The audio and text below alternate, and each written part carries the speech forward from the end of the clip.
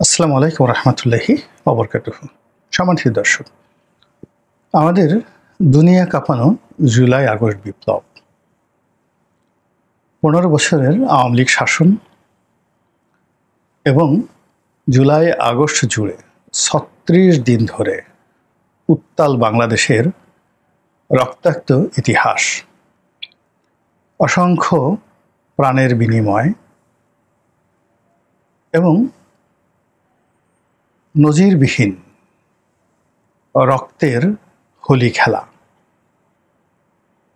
এবং অকাতরে বুলেটের সামনে প্রাণ বিলিয়ে দেওয়ার যে অনন্য নজির 2024 সনের এই বাংলায় হয়েছিল, যার গৌরব গাথা সারা দুনিয়াতে ছড়িয়ে পড়েছিল। সেই ছাত্র বিপ্লবকে কেন্দ্র করে পাকিস্তান উত্তাল হয়ে পড়েছিল। সেই ছাত্র বিপ্লবকে ধারণ করার জন্য বিশ্বের সমস্ত গণতান্ত্রিক শক্তিরা বাংলাদেশমুখী হয়েছিল এবং বিপ্লবের যারা সূর্য সন্তান ছিলেন, তাদের শিক্ষা দীক্ষা বংশমর্যাদা চেহারা ছুরত অর্থবিত্ত কোনো কিছুর দিকে না তাকিয়ে আমরা এই 36 দিনের যে তাদের সফলতা, সেই সফলতার জন্য তাদেরকে আমরা সবাই মনে করেছিলাম দে আর দ্য অ্যাঞ্জেল, তারা ফেরেশতা, তারা আবাবিল পাখি, তারা আমাদের বিপ্লবের নতুন সূর্য সেন, তারা আমাদের বিপ্লবের নতুন স্বর্ণকুমার, স্বর্ণপুত্র। তো সেই যে বিপ্লবী, সেই বিপ্লবীর মধ্যে যারা এসেছেন, যারাই নিজেদেরকে পরিচয় দিয়েছেন, কেউ বিপ্লবী, কেউ সমন্বয়কারী, কেউ সমন্বয়, কেউ এনসিপির নেতা, ডাজ নট ম্যাটার। আমরা প্রায় 6 মাস কোনো প্রশ্ন না করে তাদেরকে মাথায় করে রেখেছি।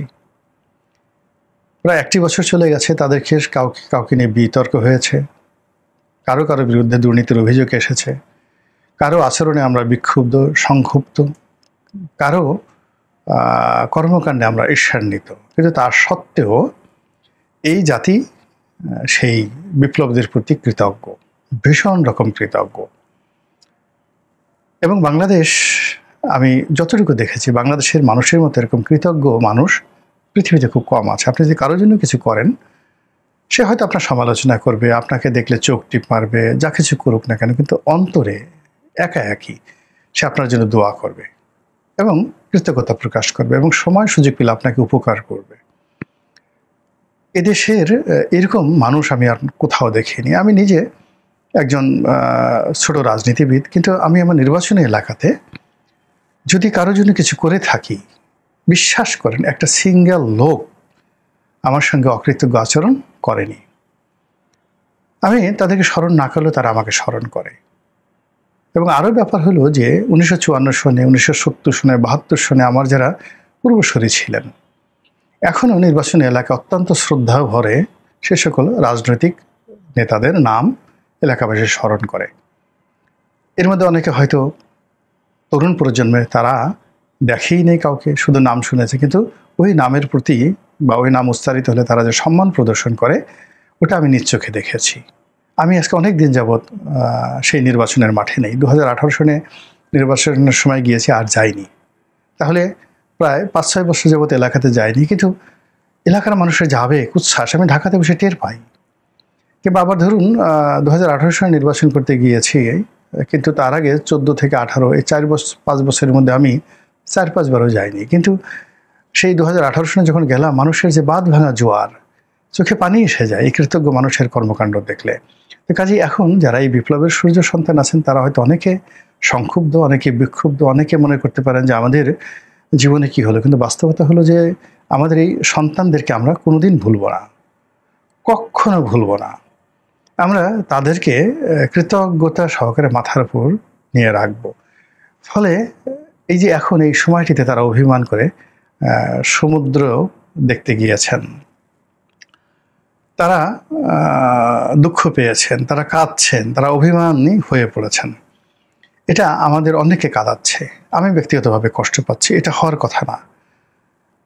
তাদেরকে আমরা যেভাবে বিপ্লবী অবস্থায় দেখেছি, যেভাবে সিনা উঁচু করে দিয়েছে, তো যে স্বাধীনতা, যে বাক স্বাধীনতা, যে চিন্তার স্বাধীনতা, যে কর্মের স্বাধীনতার জন্য তারা ঝুঁকি নিয়েছে, তারা তাদের জমানাতে কেন ঢাকার এই যে নগরীর কোলাহল ছেড়ে কক্সবাজারের নির্জন বিরান ভূমিতে তারা চলে যাবেন? এটা আমার কাছে খুব কষ্ট লেগেছে। দ্বিতীয়ত, এখানে আমরা ডক্টর মোহাম্মদ ইউনূসের প্রতি কৃতজ্ঞ, ভীষণ রকম কৃতজ্ঞ। আপনি চিন্তা করেন, ডক্টর মোহাম্মদ ইউনূস হয়তোই বিপ্লবের সঙ্গে ওইভাবে জড়িত ছিলেন না, তিনি রাজনীতি বোঝেন না, তারপরে শেষে তিনি অনেক ভুল করেছেন, ভ্রান্তি করেছেন, আমাদের ক্ষোভের মানে শেষ নেই। কিন্তু বোঝার চেষ্টা করেন যে একজন মানুষ আজ থেকে সেই 1 বছর আগে, যার বয়স ছিল 85 বছর, 85 ইয়ার্স ওল্ড, আমার এই তরুণ বয়সে, না ঠিক তরুণ না, ঠিক আমি এখন পৌঢ়, তা আমার এই পৌঢ় বয়সে, যেখানে আমার বয়স 60 বছর এখনো হয়নি, কাছাকাছি, তো সেখানে আমার হাঁটুতে ব্যথা, মাজায় ব্যথা, সকালবেলা ঘুম আসে তো বিকেলবেলা আসে না, কত রকম জটিলতা। তো সেখানে ডক্টর মোহাম্মদ ইউনূস 85 বছর বয়স নিয়ে যদি তিনি না আসতেন, বলেন তো কি হতো? আপনি ওনার বিকল্প, আজকে আমরা তাকে তাড়াতে চাচ্ছি, চলে যেতে বলছি, এটা সত্য, কিন্তু 2024 সনের আগস্ট মাসের 5 তারিখ থেকে 8 তারিখ পর্যন্ত আমরা কি তার জায়গাতে তারেক রহমান সাহেবকে কল্পনা করেছিলাম বা মেনে নিতাম? হয়তো আমরা মার্শাল্লাহ মেনে নিতাম অল্প সময়ের জন্য জেনারেল ওয়াকারুজ্জামানকে, কিন্তু আমরা কি ডক্টর মোহাম্মদ ইউনূসকে পেয়ে যে খুশিটা হয়েছিলাম, ওয়াকারুজ্জামান বললে আসলে কি আমরা সেই খুশিটা হতাম? অবশ্যই হতাম না। আচ্ছা, তিনি যদি না আসতেন কি করতেন?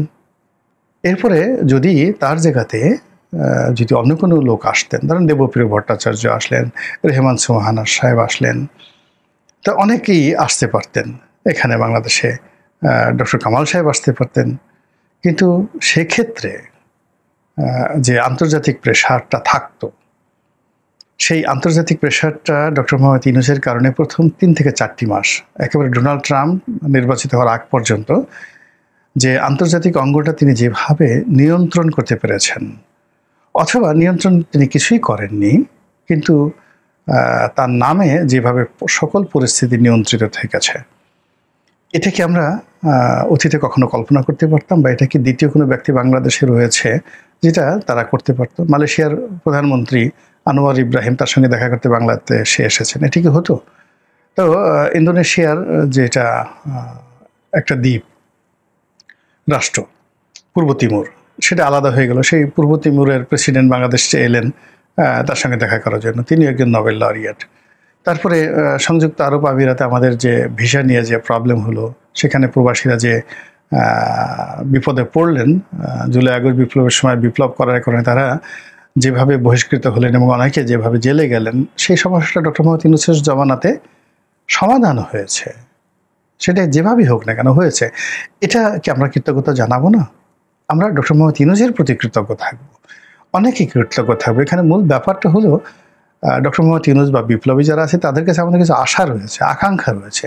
সেই আশা আকাঙ্ক্ষার জায়গাটাতে টানাপোড়েন চলছে। ইট ডাজ নট মিন যে আমরা তাদের প্রতি কৃতজ্ঞ নেই, বা তাদেরকে আমরা ক্ষতি করতে চাই, বা তাদেরকে আমরা যাকে বলা হয় অপমান করতে চাই। এটা একেবারেই অসম্ভব ব্যাপার। এই কথাগুলো বললাম এই কারণে যে ডক্টর মোহাম্মদ ইউনূস যেদিন ক্ষমতায় বসেছিলেন 2024 সনের আগস্ট মাসের 8 তারিখে, এই বছর আগস্ট মাসের 8 তারিখে গেল, নীরবে নিভৃতে, নহবত বাজলো না, সানাই বাজলো না। আমরা আনন্দ করতে পারলাম না, উচ্ছ্বাস প্রকাশ করতে পারলাম না।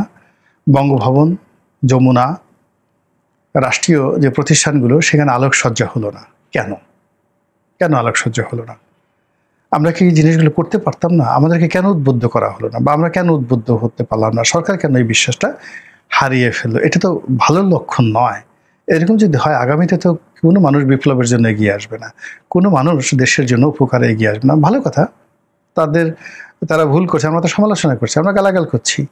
এই যে বিপ্লবের বাচ্চা বাচ্চা ছেলেরা 28 বছর 29 বছর, তাদেরকে টেলিভিশনে ডেকে এনে আমরা এই যারা একটু বয়স্ক লোক যাচ্ছে তাই ভাষায় তাদেরকে গালাগাল করছি। কেউ বান্দিরপুত বলছেন, কেউ মানে আজও আজে বাজে কথাবার্তা বলছেন। তারা তো হাসি মুখে সবকিছু নিচ্ছেন। তারা তো মানে এই যে যারা গালাগাল করছে তাদের সাথে তো তারা একবারও তাদেরকে মারধর করেননি, তাদের সাথে রাগারাগি করে, তাদের গাড়িতে ঢিল ছুঁড়েননি। তা আমরা কেন এদের মনে কষ্ট দেব বলেন তো? এরকম করলে তো ভবিষ্যতে এদেশে আর কখনো বিপ্লবী তৈরি হবে না। আবার একটা ফ্যাসিবাদী রেজিম তৈরি হবে, এবং সেই ফ্যাসিবাদী রেজিম, নতুন যদি একটা ফ্যাসিবাদী রেজিম আসে, তো আওয়ামী লীগ যদি 16 বছর মধ্যে, ধরেন 2014 থেকে 24, প্রথম 9 থেকে 14 পর্যন্ত ধরে নিই তারা গণতান্ত্রিক সরকার, নির্বাচিত সরকার, কিন্তু তিনটা নির্বাচন 24, 18 এবং 14, এই তিনটা নির্বাচনে যে তারা সময় পেয়েছিলেন অলমোস্ট 11 বছর। তো এই 11 বছরের যে স্বৈরশাসন, 11 বছরের যে ফ্যাসিবাদী শাসন, যেটার একটা ন্যারেটিভ আমরা তৈরি করেছি, এবং এই ন্যারেটিভ থেকে আগামীতে যদি কেউ স্বৈরশাসক হতে চায়, এটা তো অনেক মজা। স্বৈরশাসক হওয়ার ভীষণ রকম মজা। এর কারণ হলো জবাবদিহি করতে হয় না, ইচ্ছা মতো চুরিচামারি করা যায়, টাকা পাচার করা যায়, ভোগ বিলাস করা যায়।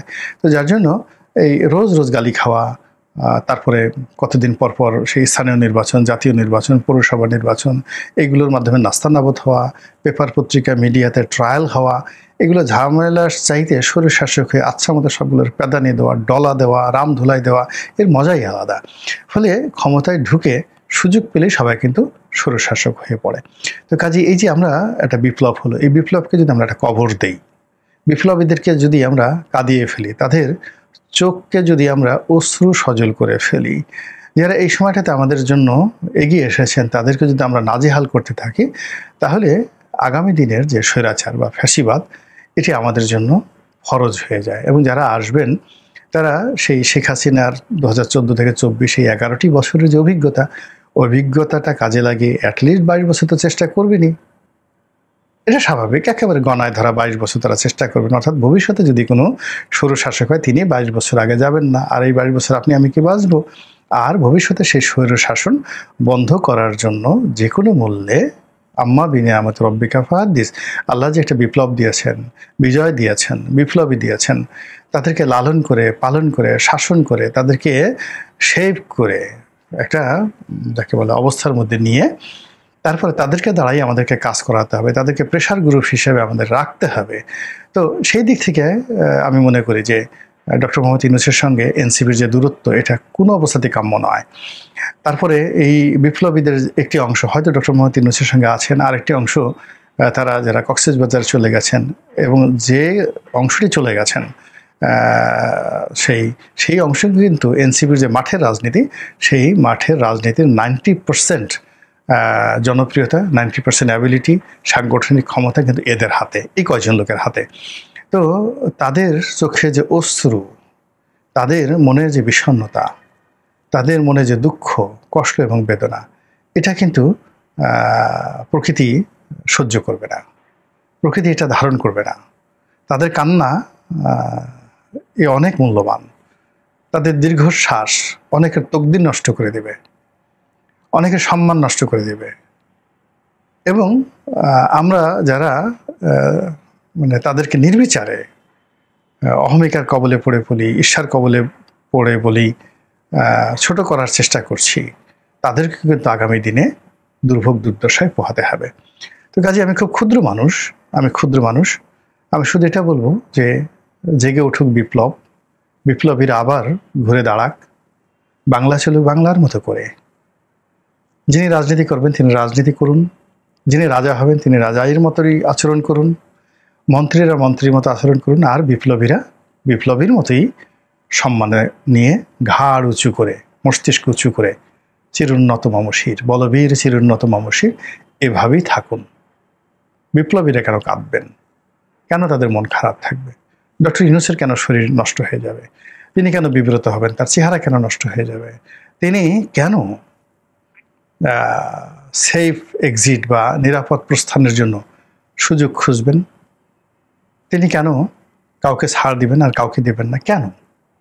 সেই দুর্বলতা থেকে তার চিত্ত মুক্ত হোক, তিনি সবল হন, শক্তিশালী হন, এই প্রার্থনা করছি। আসসালামু আলাইকুম রহমতুল্লাহি ওয়া বারাকাতুহু।